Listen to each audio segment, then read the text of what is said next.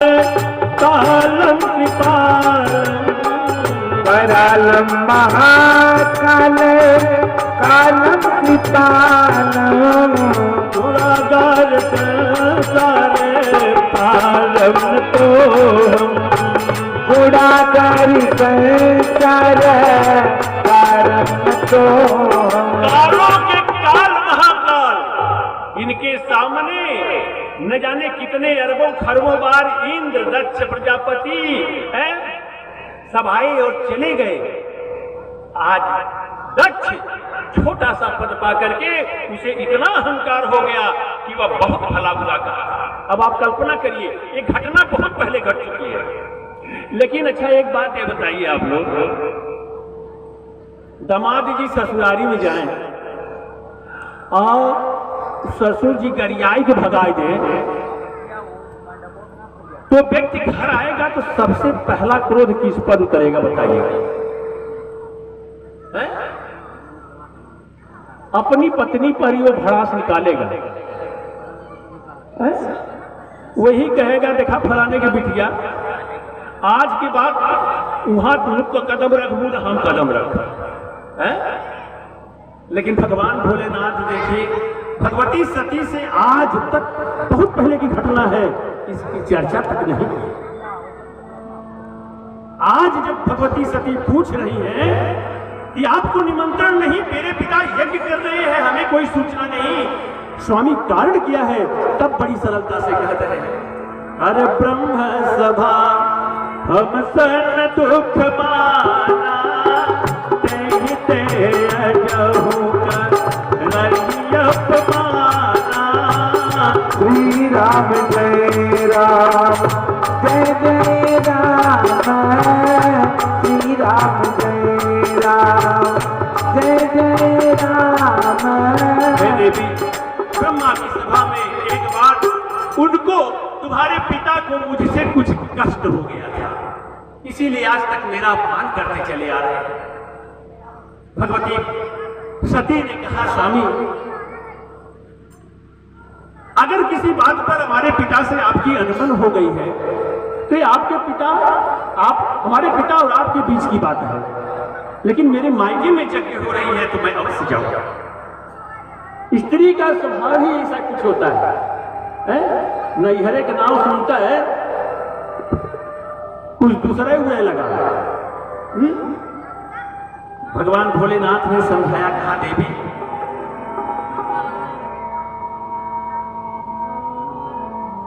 अरे जो बिन बोले जाहू भवानी रहीन तेज से रहीन सील सनी हुन कानी। जय राम जय राम जय जय राम श्री राम जय राम जय जय राम। जय बिन बोले जाहू भवानी रहीन सील सनी हुन कानी। श्री राम जय राम जय जय राम श्री राम जय राम जय जय राम। भगवान की भगवान भोलेनाथ ने कहा देवी बिना निमंत्रण के यदि तुम जाओगी तो जानती हो अपमान होगा, बिना बुलाए नहीं जाना चाहिए। सती ने तर्क किया स्वामी कुछ जगहें ऐसी भी होती हैं जहां बिना बुलाए भी जाया जा सकता है, जैसे एक यज्ञ है, यज्ञ का निमंत्रण अगर किसी के पास नहीं पहुंचा है तो उसे स्वयं चल करके आना चाहिए। भगवान श्री सती कहती है स्वामी वहां यज्ञ हो रही है, अगर निमंत्रण नहीं भी मिला है तो भी वहां जाना चाहिए, कुछ जगह ऐसी होती है।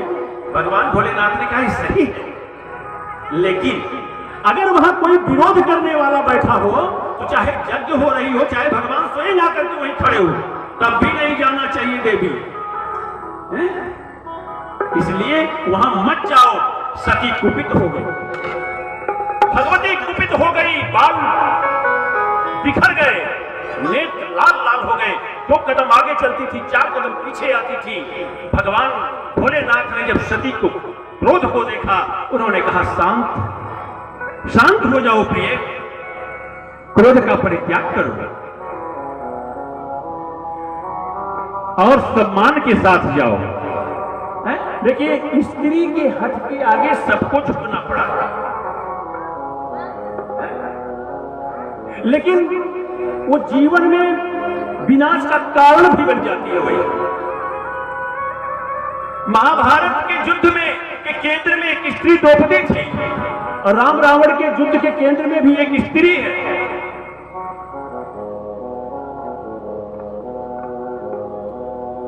भगवान भोलेनाथ ने सम्मान के साथ विदा किया, पहुंची यज्ञ पिता के यज्ञ मंडप के पास, और बहने भगनी मिली बहुत मुस्काता, और बहने भी आई हुई थी, और वो जानती थी कि ये चली आ रही है बिना निमंत्रण के, इसके पास निमंत्रण नहीं गया है? और देख करके व्यंग्यात्मक मुस्कान मुस्का रही है। अच्छा, व्यंग्यात्मक मुस्कान मुस्काने का कारण भी एक ठाट बाट उनके से बढ़ जाते हैं, खूब ठाट बाट है। अरे भाई, गाना गुड़िया से एकदम संपन्न है, बढ़िया साड़ी पहनी हुई है, और देवी मैया ठन ठन गोपाला भगवान भोलेनाथ के पास क्या है? कुछ नहीं। तो व्यंग्यात्मक मुस्कान, हाँ, सादरे मिली ही भली एक माता, लेकिन माता ने जैसे ही देखा तुरंत दौड़ करके सीने से चिपटा लिया। माता का हृदय ही कुछ ऐसा होता है। लेकिन सती इन व्यंग्यात्मक अपनी बहनों की मुस्कान को देखते हुए, माता के स्नेह को स्वीकार करते हुए रुकी नहीं, सीधे पहुंच गई यज्ञ मंडप में। यहां स्वाहाकार चल रहा था। यज्ञ मंडप में जाकर के, वो मंडप में जाकर के देखती हैं कि शिव का भाग कहीं रखा है कि नहीं। उस यज्ञ में जब शिव का भाग उन्हें नहीं दिखाई दिया, तो सीधे अपने पिता दक्ष के पास जाकर के वो खड़ी हो गई, और क्रोध रोष में आकर के उन्होंने कहा, अरे दुष्ट, तू भगवान महादेव से बैर करके तू अपने यज्ञ को पूर्ण कर रहा है, तुझे शर्म नहीं आती? और आज भगवान भोलेनाथ ने अपने हृदय के कक्ष से मुझे बाहर कर दिया है, तो उसके मूल में तू ही है।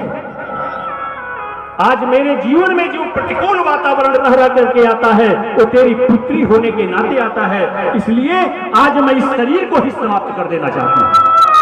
क्रोध में आकर के जगत जननी जगदम्बा सती मैया ने अपने को क्रोध जोगाग्नि में भस्म कर दिया, प्राण का परित्याग। लेकिन प्राण का परित्याग करने के पहले भगवान से वरदान मांगती है। देखिए कितनी विचित्र कथा है।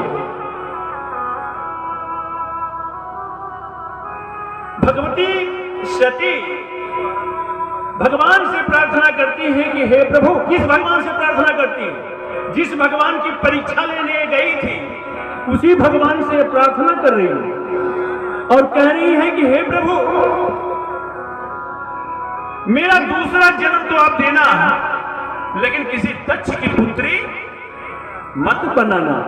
अब मैं किसी दक्ष की पुत्री नहीं बनना चाहती। दक्ष माने होता, मैं कल बता रहा था, दक्ष माने ज्ञानी, चालाक, बुद्धिमान। मुझे बुद्धिमान की बेटी मत बनाइएगा, भले पत्थर की बेटी बना दीजिएगा प्रभु, लेकिन बुद्धिमान की बेटी नहीं बनना चाहती हूं। बुद्धिमान व्यक्ति जब कोई गलत कार्य कर बैठता है तो लोग यही कहते हैं, अरे तेरी बुद्धि में पत्थर पड़ गए थे क्या? यही कहता है ना। हे प्रभु, भले पर्वत की पुत्री बना दीजिएगा, लेकिन किसी दक्ष की पुत्री न बनाइएगा। और प्रभु दूसरी प्रार्थना यह है कि दूसरे जन्म में हमें शिव ही पति के रूप में प्राप्त हो। इतना कह करके उन्होंने अपने प्राण का परित्याग कर दिया। भगवान शंकर के गण जो सती मैया के साथ गए थे, उन्होंने क्रोध में आकर के दक्ष के यज्ञ को विध्वंस करने लगे। दक्ष ने जब देखा कि भगवान शंकर के गण हमारी यज्ञ को विध्वंस कर रहे हैं, तब अपने सैनिकों को बुला करके भगवान शंकर के गणों को मार करके भगा।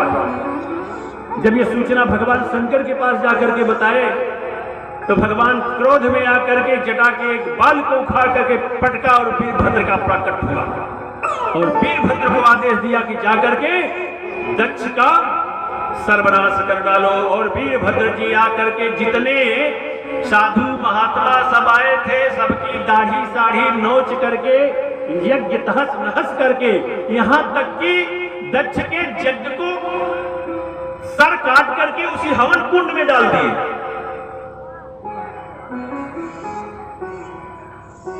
हवन कुंड में डाल दिए। हाहाकार मच गया, हाहाकार मच गया। सारे देवता पितामह ब्रह्मा को लेकर के भगवान भोलेनाथ के पास पहुंचे, बड़ी अनुनय विनय की विनती की। तब भगवान शंकर ने कहा अच्छा लाओ इसका सर जोड़ देता हूं। भगवान शंकर देखिए गला काटते हैं, गला काटने में बड़े उस्ताद हैं। भगवान शंकर अपने ससुर का भी गला काटा, हवन कुंड में डाला। पहले ब्रह्मा के 5 सिर थे, एक सिर जय जय सीताराम भगवान शंकर ने किया, 4 बचा रह गया। और यही नहीं, अपने बेटे गणेश का भी सिर उन्होंने ही धड़ से अलग किया।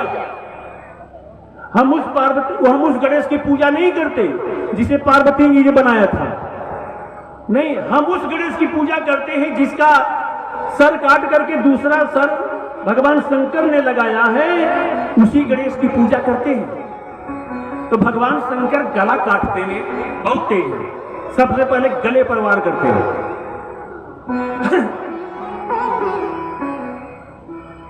और जानते हैं जब देवताओं ने आकर के प्रार्थना की तो भगवान शंकर ने बकरे का सिर लगा दिया। और जब बकरे का सिर लगा दिया गया तो बकरा का सिर मिल गया जब दक्ष को, तो दोनों हाथ जोड़ करके भगवान की स्तुति कर रहा है। जिस पार्ट में खराबी थी वो पार्ट बदल दिया भगवान ने, और पार्ट बदल दिया गया तो गाड़ी फिर नहीं हो गई। देखिए अब अहंकार खत्म हो गया। और यज्ञ भी पूर्ण तभी होती है, बकरे की भाषा में, इसीलिए बकरे की भाषा बोली जाती है। यज्ञ पूर्ण तभी होती है। देखिए पंडित जी लोग जब पूजा कराते हैं तो बोलते हैं ना, ओम प्रजापते स्वाहा इदम प्रजापते नमः, ओम इंद्राय स्वाहा इदम इंद्राय नमः। जब तक इदम नमः की वृत्ति हमारे जीवन में नहीं आएगी तब तक हमारी यज्ञ पूर्ण नहीं होगी। आप ये जान लीजिए, इन कथाओं को समझना बहुत आसान नहीं है। ये कथाएं दर्शन है। भगवान शंकर ने अपने पिता गणेश का सिर काटा, जानते हैं क्यों? एक बार की बात है, पार्वती मैया ने एक बार एक बालक को पैदा किया, प्रकट किया। उन्होंने कहा माता आदेश, उन्होंने कहा तुम बाहर दरवाजे पर पहरा दो, कोई अंदर ना आने पावे। अब बालक पहरा देने लगा। भगवान शंकर थोड़ी देर के बाद कहीं बाहर से आए, वो अंदर प्रवेश करने लगे। बालक ने रोक दिया। भगवान भोलेनाथ ने कहा बालक तू कौन है? मैं इस घर का मालिक हूं, जानता है? बालक ने कहा आप मालिक हो चाहे जो भी हो, मैं अंदर प्रवेश नहीं करने दूंगा। भगवान भोलेनाथ ने बड़ा बहुत मनाया, लेकिन बालक नहीं माना तो भगवान क्रोध में आ गए। उन्होंने गला काट के अंदर प्रवेश कर गए। भीतर गए तो पार्वती मैया ने पूछा स्वामी आप अंदर कैसे आ गए? भगवान ने कहा देवी एक बालक रोक रहा था, मैंने उसका सर अलग कर दिया। अब पार्वती मैया हाय भगवान, मैंने पुत्र को पैदा किया था, आपने मेरे पुत्र का वध कर दिया। भगवान भोलेनाथ ने कहा हे देवी, स्त्री और पुरुष मिल करके पुत्र और पुत्री पैदा करते हैं, आपने अकेले कैसे पैदा कर दी?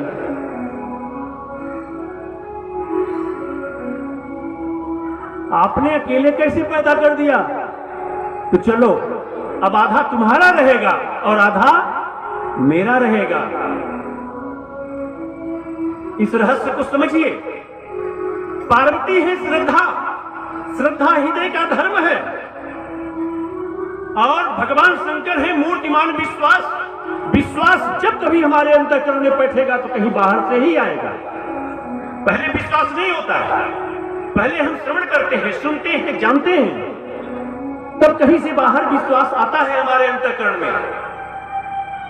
और गणेश जी कौन है? गणेश है बुद्धि और विवेक के देवता। विवेक है पहरेदार। विवेक का एक काम है कि विवेक हमारे अंतःकरण में किसी दुर्गुण और दुर्विचार को न बैठने दे।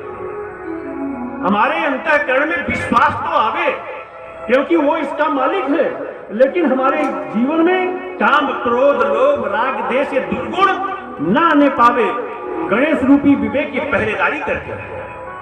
अच्छा, पहरेदारी तो करते हैं, घर का मालिक है, वही कहे ना घुसे दे कि बताओ हम गठई काटे लगे वो हमारी भगावे लाए। भगवान भोलेनाथ ने कहा कि ये पहरेदारी ठीक नहीं है, तो उन्होंने गला काट करके प्रवेश किया। तो भगवान भोलेनाथ गला काटने में है। आज दक्ष की जग को, सर को जब हवन कुंड में डाल दिया और उसका फिर बकरे का सिर लगा दिया गया, तो वही दक्ष जो है निराभिमानी हो गया और हाथ जोड़ करके भगवान की स्तुति करने लगा। लेकिन अब सती तो अपने प्राण का परित्याग कर चुकी थी, और अब सती के वियोग में भगवान भोलेनाथ भी आए और एकांत में बैठ करके समाधिस्थ हो गए, समाधि में चले गए। अब जब समाधि में चले गए तो उस समय एक असुर जिसका नाम था तारकासुर बड़ा उपद्रव करने लगा, बड़ी घनघोर तपस्या किया। देखिए, ऋषि, ब्रह्मर्षि, ज्ञानी भी तपस्या करते हैं और राक्षस भी तपस्या करते हैं। कोई ऐसा राक्षस नहीं पुराणों में जिसने घनघोर तपस्या न की हो, चाहे रावण हो, चाहे हिरण्याक्ष हो, हिरण्यकश्यप हो, चाहे खरदूषण त्रिशिरा हो, और चाहे तारकासुर हो। और सारे राक्षसों ने तपस्या का फल जब वरदान देने के लिए पितामह ब्रह्मा आए, तो सारे राक्षसों ने एक वरदान हमेशा चाहा, क्या? कि हमारी मृत्यु न हो। सारे भगवान पितामह ब्रह्मा ने कहा नहीं, मृत्यु तो होगी। तब बड़ी चालाकी से सारे राक्षसों ने ऐसा वरदान मांगा कि जिससे हम मरने से बच जाए।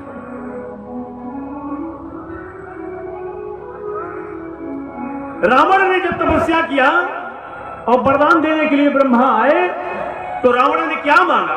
हम काहू के मरही न मारे। पितामह आप वरदान दीजिए कि हम किसी के मारने से न मरे। हम जिसे मारे वो मर जाए, लेकिन हम किसी के मारने से न मरे। तब ब्रह्मा ने कहा नहीं, मरना पड़ेगा, दूसरा कोई वरदान मांगो। तब रावण ने दूसरा वरदान मांगा कि ठीक है, अगर मेरी मृत्यु हो तो बानर मनुज जात द्विवारे, केवल बंदर और मनुष्य के हाथों से मत। इसी तरह से हिरण्यकश्यप वरदान देने के लिए ब्रह्मा आए। उन्होंने कहा कि वरदान मांगो पुत्र, तुम्हारी तपस्या से मैं प्रसन्न हूं। उसने कहा कि मुझे अमर बना दीजिए, मेरी मृत्यु ना हो। पितामह ब्रह्मा ने कहा नहीं, जन्म लिए हो तो मरना पड़ेगा, कोई दूसरा वरदान मांगो। अब देखिए, वो मृत्यु का सारा दरवाजा ही बंद कर दिया। हिरण्यकश्यप ने कहा अच्छा था, मेरी मृत्यु हो तो न जल में हो, न थल में हो, न दिन में हो, न रात में हो, न ऊपर हो, न नीचे हो, न अस्त से, न शस्त्र से, न जल में, न अग्नि में, सारा मृत्यु का दरवाजा ही बंद कर दिया। ब्रह्मा ने कहा एवं अस्त। ये राक्षस बड़े शातिर होते हैं, बड़ी दूर की गणित करते हैं।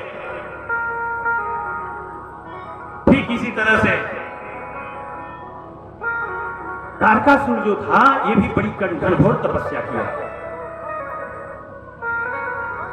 ब्रह्मा जब वरदान देने के लिए आए, जिसने कहा पितामह आप मेरी तपस्या पर यदि प्रसन्न है तो मुझे वरदान दीजिए कि मेरी मृत्यु न हो। पितामह ब्रह्मा ने कहा पुत्र, मृत्यु तो निश्चित होगी, अमरता इस पृथ्वी पर नहीं है, तो तारकासुर ने क्या वरदान मांगा, आप उसकी गणित आप देखिए। देखिए, गंदा व्यक्ति भी जानता है कि हम जो कार्य कर रहे हैं कितना गंदा है, अच्छा क्या है और बुरा क्या है।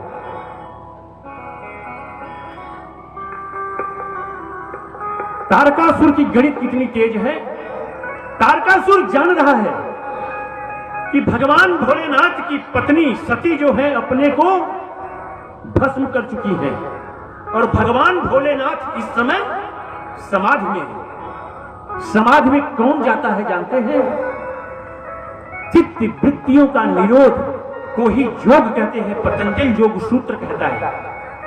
चित्त वृत्तियों का जब निरोध होता है और जोगी जब समाधि में चला जाता है, अर्थात जागृत अवस्था, स्वप्नावस्था, सुसुप्ति अवस्था के बाद जब वो चौथी अवस्था तुरीय अवस्था में पहुंचता है तो वहां पर ब्रह्म का साक्षात्कार होता है, अमृत पान करता है, और उसमें वो परम आनंद की अनुभूति होती है। इसीलिए समाधि में जाने वाला महापुरुष जो होता है हजारों हजार वर्ष तक उस परम आनंद में मग्न हो जाता है, वो विस्मित हो जाता है कि हम हैं कौन।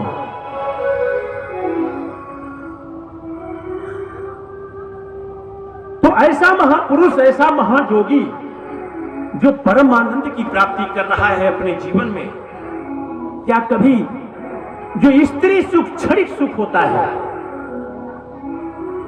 स्त्री सुख तो क्षणिक सुख होता है, क्या कोई जोगी इस क्षणिक सुख की कल्पना अपने जीवन में कर सकता है?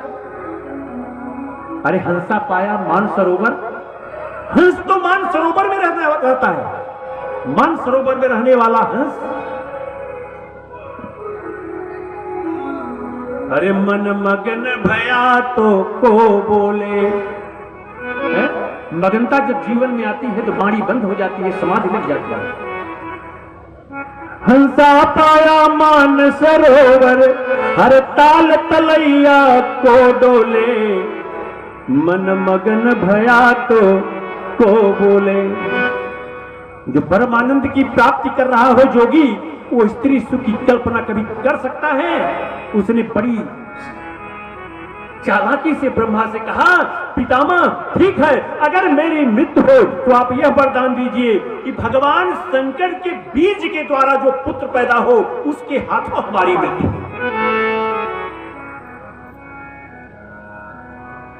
ये तारकासुर की गणित थी। देवता जब परास्त हो गए तो भागे भागे इंद्र के नेतृत्व में सारे देवता जाकर के पितामह से सामने हाथ जोड़ करके पूछते, महाराज आप ही ने वरदान दिया है, वो मरेगा कैसे? है? तब आज पितामह ब्रह्मा कह रहे हैं, देवताओं, संभ शुक्र संभूत सुत यही जीतैरन सोई। भगवान शंकर के बीज के द्वारा जो पुत्र पैदा होगा वही इसका वध कर सकेगा, यह वरदान उसको मिला हुआ है। ऐसा सातिर राक्षस त्रिलोकी पर अत्याचार कर रहा है। इधर भगवान भोलेनाथ समाधि में है और उधर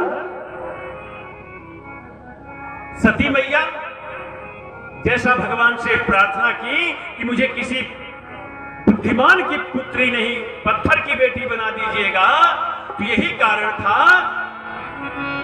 अरे तही गिरी तही कारण हिम गिर गृह जाई, तही कारण हिम गिर गृह जाई, जनमी पार पति तन पाई, जनमी पार पति तन पाई। श्री राम जय राम, जय जय राम, श्री राम जय राम। इधर भगवान भोलेनाथ समाधि में, उधर तारकासुर का अत्याचार देवता भोग रहे हैं। और जब सज्जन पुरुष आंख बंद कर लेते हैं ना, तो समाज में दुराचारी पैदा हो ही जाते हैं। और इधर सती मैया हिमांचल के यहां पार्वती के रूप में प्रकट हो रही है। हिमांचल के यहां जब पार्वती मैया का प्रकट हुआ तो नारद जी महाराज श्रीमन्नारायण नारायण नारायण श्रीमन्नारायण नारायण नारायण श्रीमन्नारायण नारायण नारायण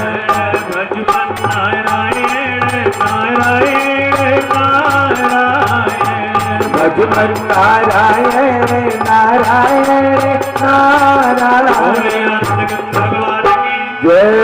नारायण का कीर्तन करिए हुए नारद जी का आगमन हुआ। मैना ने देखा कि देवर्षि त्रिकालज्ञ है, इनका आगमन हुआ है। जाकर के उनका सत्कार करती हैं, चरण बंदन करती हैं और आसन पे बिठा करके कहती हैं, देवर्षि बड़े ही शुभ समय पर आपका आगमन हुआ है, आपके चरण पड़े हैं, हमारे यहाँ एक कन्या का जन्म हुआ है। देवर्षि आप त्रिकालज्ञ महामुनि हैं, आप उसकी हस्तरेखा बता दीजिए, उसकी भविष्य का कुछ भविष्य बताइए। अब देखिए नारद जी ने उस कन्या का हाथ पकड़ा और देखने लगे।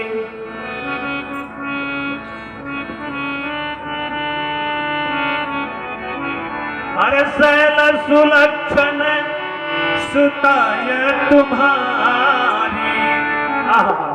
जय क्या रेखाएं हैं। देखिए हाथ की रेखा देखने वाले पहले बढ़िया बढ़िया बात बतावे, बड़े चालाक होते हैं हाथ देखने वाले, पहले बढ़िया चीज बताइए हैं और पहले में घटिया बता दिए कब दे हाथ खींच लेवा जौन दक्षिणा देवे के तुम देवो न करवा लोगन का हो।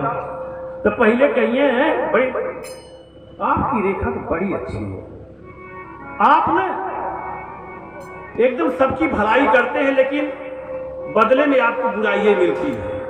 तब अच्छा ये प्रशंसा हो रही है, सामने वाले की प्रशंसा सुनकर के कौन नहीं प्रसन्न होता है कि हाँ महाराज ठीक कह रहे हैं, एकदम सही महाराज। तो बढ़िया बात बताते हैं। अब देखिए नारद जी भी बढ़िया बात बता रहे, कह रहे हैं शैल सुलक्षण सुता तुम्हारी, बड़ी सुलक्षणा पुत्री है तुम्हारी। अरे तो जगत पूजनीय है लेकिन कुछ दोष हो। मैना कांप गई। हाँ महाराज दोष कौन सा है? अरे शैल सुलक्षण सुता तुम्हारी, अरे सुनहु जय भयव गुण दुई चारी। श्री राम जय राम जय जय राम, श्री राम जय राम जय जय राम, श्री राम जय राम जय जय राम, श्री राम जय राम जय जय राम। गुण मान मातु पितु अगुण अमान मातो पितुहीना, अगुण अमान मातु पितुहीना, उदासीन सब संशय छीना, उदासीन सब संशय छीना, उदासीन सब संशय छीना। भगवान की जय। नारद जी ने कहा दुई चार थे तन की कमी है ओके सुनिला। अब देखिए कमी दुई चार कह करके कितनी कमी बता रहे हैं।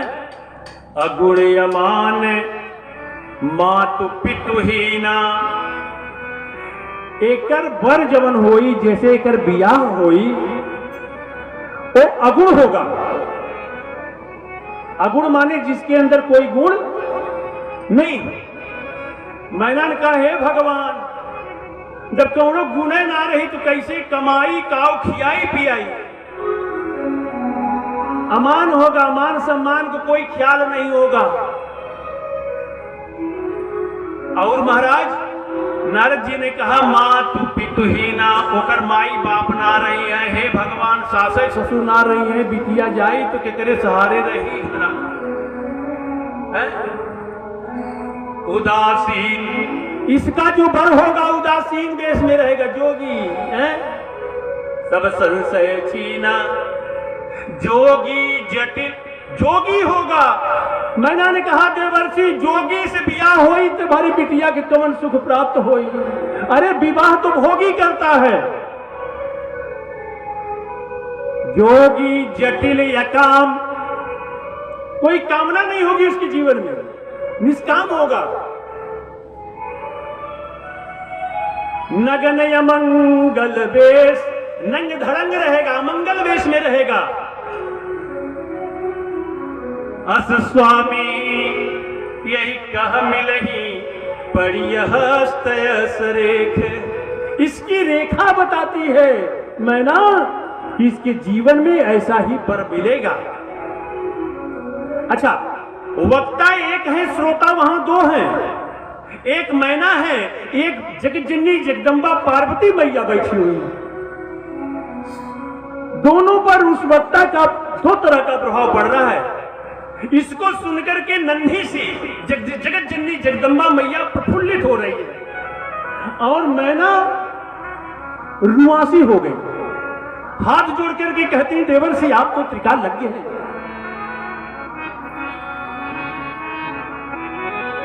कोई उपाय है जिससे ये अनिष्ट हमारे बिटिया के जीवन में ना आवे।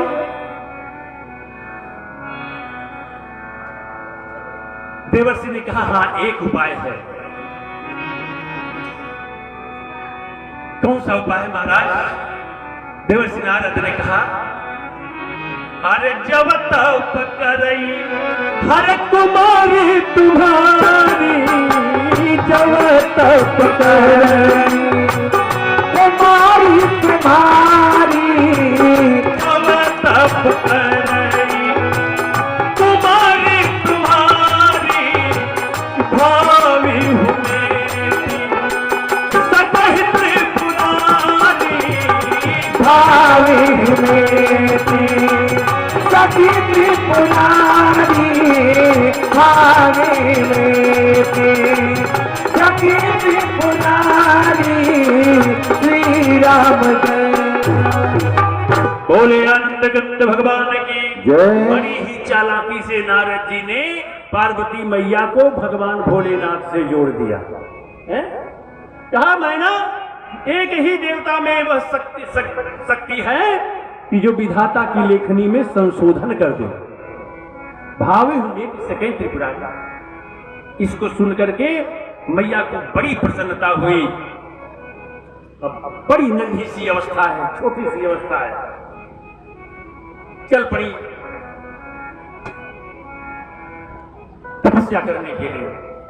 पार्वती मैया बड़ी ही छोटी सी अवस्था में भगवान शंकर को प्राप्त करने के, देखिए ये हमारा आपका कभी आप देखेंगे जब व्यक्ति के जीवन में कोई बहुत कीमती चीज सहज से ही सहज रूप में प्राप्त हो जाती है कि व्यक्ति उसकी कीमत नहीं समझ पाता है?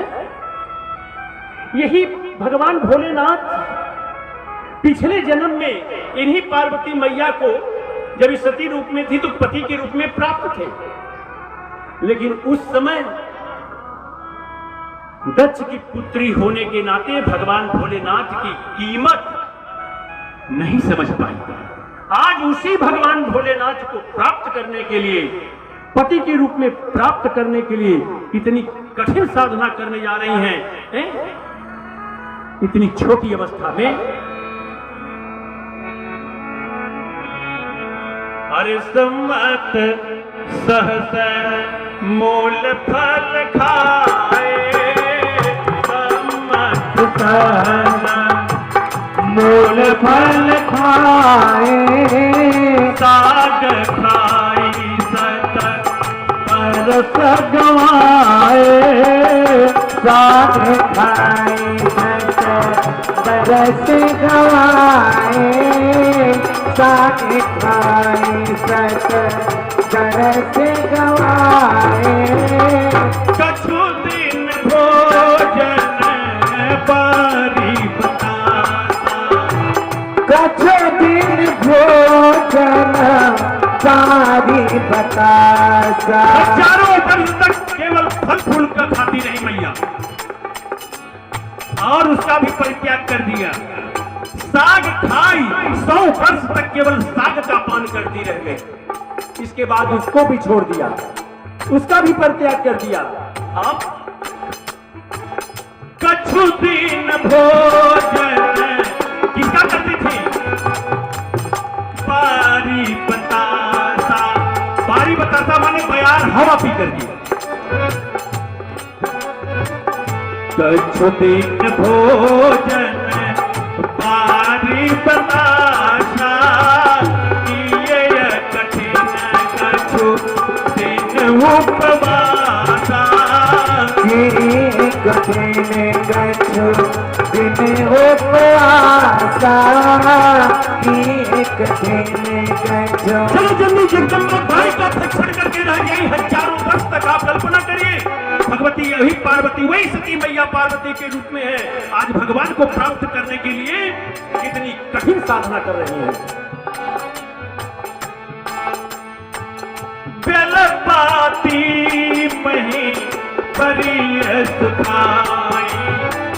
बेलपाती मही बड़ी सुखाई। स्वयं नहीं तोड़ती थी, अपने से सूख करके जो बेलपत्ती गिर जाती थी, एक आध दो वही खा लेती थी। कितने दिन तक? 3 सहस मत सोई खाई। 3 सहस मत सो खाई। 3000 वर्ष तक इस तरह से जीवन यापन किया और काम केवल एक था, ओम नमः शिवाय, ओम नमः शिवाय, ओम नमः शिवाय। भगवती आराधना कर रही है और तपस्या। नित नव चरण, नित नव चरण उपजन रागा। बिसरिय देह, बिसरिय देह, तपहि मन लागा। बिसरिय देह, मन लागा। श्री राम जय राम, जय जय राम। श्री राम जय राम। बोले आनंद भगवान की जय। बड़ी कठिन साधना। बिसरी देह तपहि मन लगा। बिसरी देह माने समाधि लग गया। इतने दिन कर घनघोर तपस्या करने के बाद अब जाकर के बिसरी देह समाधि लगी, समाधि लगी। तपहि मन लगा। अस तप काहू न कीन भवानी। लिखा है ऐसी तपस्या किसी ने नहीं की जैसी जगत जननी जगदम्बा पार्वती मैया ने की थी। इधर भगवान भोलेनाथ समाधि में, इधर देवी मैया भी समाधि में ओम नमः शिवाय का जाप कर रही हैं। हर तारकासुर के डर से सारे देवता सब त्राही त्राही कर रहे हैं। भगवान के पास जब गए, पितामह ब्रह्मा के पास, ब्रह्मा ने कहा कि शंभु शुक्र शंभूत श्रुत यही जीते रन सोई। तो इंद्र ने कहा पितामह तई बतावा तो अब काऊ हुई।